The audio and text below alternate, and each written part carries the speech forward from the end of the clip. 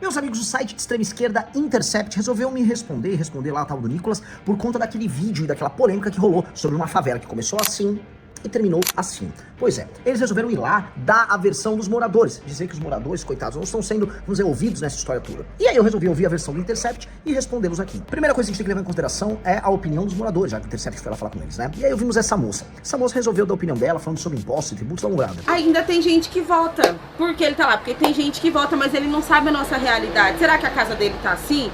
Pode ter certeza que a casa dele tá cercada de segurança, a calçada dele tá maravilhosa. Os impostos que eles roubam da gente, tá fazendo a casa dele. Pois bem, é muito legal, muito bacana a moça fazendo esse discurso quase ANCAP sobre impostos, né? Mas, veja, ela não se importava muito com a coisa pública, com impostos, com justiça ou injustiça, quando ela invadiu essa mesma área, e veja só, quando se negou a sair, quando a prefeitura tentou tirar ela de lá. Como vocês podem olhar, essa favela era uma invasão numa calçada, havia uma indústria atrás, havia um bairro, eles não se importavam com os moradores, eles não se importavam com a indústria, eles não se importavam com as pessoas que passavam lá, não passavam com ninguém. Eles resolveram fazer suas casas naquela calçada, e quando instados a sair de lá pra fazer moradia em outro lugar, falaram, daqui a gente não sai. Porque assim, no Brasil, como não há um marco legal pra gente desfavelizar as cidades, um cara vai, invade um terreno, faz o que quiser, e o Estado que se vire pra fazer uma casa pra ele, e adivinha com o dinheiro de quem, moça? Com o dinheiro dos impostos das outras pessoas. Então foi com o dinheiro de impostos das outras pessoas que essa casa que você tá vendo agora foi construída pra você. Veja, muita gente que paga imposto de verdade, que não invade terreno algum, paga mensalmente impostos, ou via IPTU, por exemplo, ou paga aluguel pra morar em algum lugar. Você não precisou de nada disso, o Estado te deu uma casa. E o que você e o pessoal fizeram? E é isso que as pessoas estão indignadas. Com uma casa que lhe foi dada, você resolveu transformá-la novamente numa favela. O que mais me irrita nessa história toda, e nunca falha, é que sempre tem um barbudinho, o famoso barbudinho de esquerda ali,